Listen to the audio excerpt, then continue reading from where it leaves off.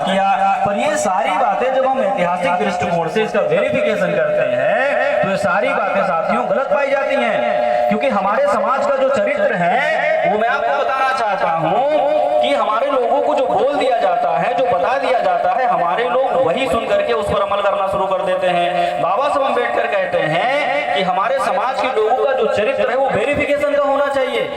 बुद्ध का सिद्धांत क्या कहता है? बुद्ध का सिद्धांत है पहले सुनो, फिर समझो, फिर समझने के बाद तर्क की कसौटी पर कसो। अगर तर्क की कसौटी पर जो बात सही लगती है उसे मानो, अदरवाइज उसको छोड़ दो। हमारे लोग क्या करते हैं, सिलेबस में पढ़ लिए, किसी किताब में पढ़ लिए, सोशल मीडिया प्लेटफॉर्म पर देख लिए कि ब्राह्मणों ने ये किया, ब्राह्मणों ने वो किया, तो उसको सही मान लेते हैं, उसका वेरिफिकेशन नहीं करते।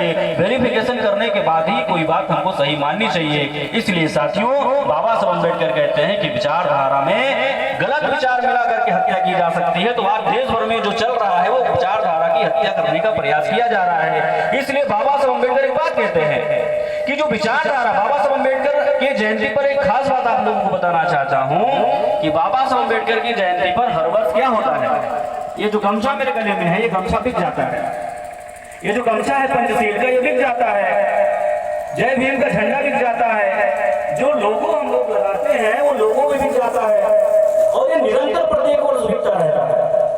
ये बाबा साहब अम्बेडकर की 134वीं जयंती हम मना रहे हैं। इसके पहले हमने 33वीं मनाई, 32वीं मनाई, 31वीं मनाई, 30वीं से निरंतर हम कई सालों से मना रहे हैं। परंतु ये झंडा, बैनर, गमछा बिक जाता है, लेकिन वास्तव में किताबें नहीं बिकती।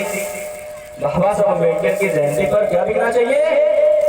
दुश्मनों को इस गमछे से डर नहीं लगता, दुश्मनों को इस झंडे से डर नहीं लगता, दुश्मनों को डर लगता है तो विचारों से डर लगता है। और डॉक्टर बाबा साहब अम्बेडकर चित्र में नहीं मिलेंगे, विचारों में मिलेंगे।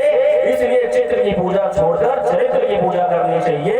डॉक्टर बाबा साहब अम्बेडकर कहते हैं मैन आर मोर्टल, बाबा साहब अम्बेडकर की लाइन है, बाबा साहब अम्बेडकर की लाइन है नेशन ऑफ द कास्ट। उसमें बाबा साहब अम्बेडकर कहते हैं man are mortal, so are ideas, man are mortal, so are ideas, and ideas needs propagation as much as needs plants watering, otherwise both are wither and die, otherwise both are wither and die। इसका मतलब doctor बाबा साहब अम्बेडकर कहते हैं कि जो मनुष्य है वो नश्वर है। ठीक जिस प्रकार से मनुष्य नश्वर है उसी प्रकार से विचार भी नश्वर है। विचार नश्वर है इसलिए विचार का निरंतर प्रचार प्रसार होते रहना चाहिए, और गलत विचार नहीं, सही विचार, सही विचार का प्रचार प्रसार होते रहना चाहिए। जब आप सही विचार का प्रचार प्रसार करोगे तो विचार जीवित होगा, जब विचार जीवित होगा तो आपकी व्यवस्था होगी, जब आपकी व्यवस्था होगी तो आपके पास किसी प्रकार की कोई समस्या नहीं होगी। और इसलिए डॉक्टर बाबा साहब अम्बेडकर ने इसको समझाते हुए कहा कि जरा पौधा लगा दीजिए, एक पौधा लगा दीजिए और उसकी सिंचाई आप समय पर ना करिए, और एक विचारधारा को सही से प्रचारित प्रसारित ना करिए तो क्या होगा, विचारधारा भी मर जाएगी और पौधा भी मुरझा जाएगा, सूख जाएगा, वो डाई हो जाएगा, विदर एंड डाई, ये बाबा साहब अम्बेडकर कहते हैं।